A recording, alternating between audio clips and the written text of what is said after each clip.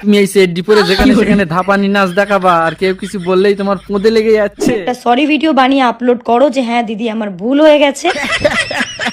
Video delete করে দিয়েছে মামুনির, আবার তাতেও হয়নি, মামুনির আবার সরি লাগবে। বলছি মামুনি, কোনোদিন এটা খেয়েছো? যদি খেয়ে থাকো তাহলে একটু লেবু খেয়ে নাও, নেশা কেটে যাবে।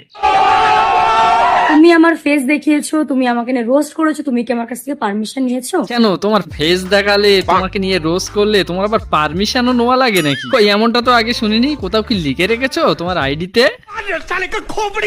আমাকে নিয়ে খুব সেরকম একটা রোস্ট হয় না। ওলে বাবালে, আমার হাফ প্যান্ট পরা মামুনি রে, তোমাকে নিয়ে নাকি রোস্ট হয় না? তাহলে এগুলো কি?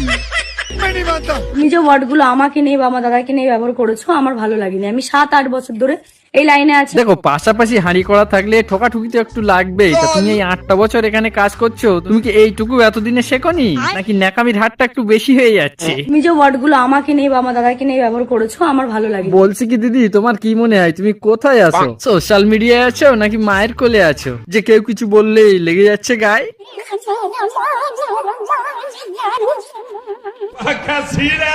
তাহলে ভাবো, সবাই তো ঠিক কথাই বলছে। তোমার টাকার পরিমাণ যত বাড়ছে তোমার জামা কাপড় তত ছোট হচ্ছে। একটু আগে বললাই না হাফ প্যান্টে মামুনি, তুমি এই সেট ডিপোরে যেখানে সেখানে ধাপানি নাচ দেখাবা, আর কেউ কিছু বললেই তোমার পোঁদে লেগে যাচ্ছে।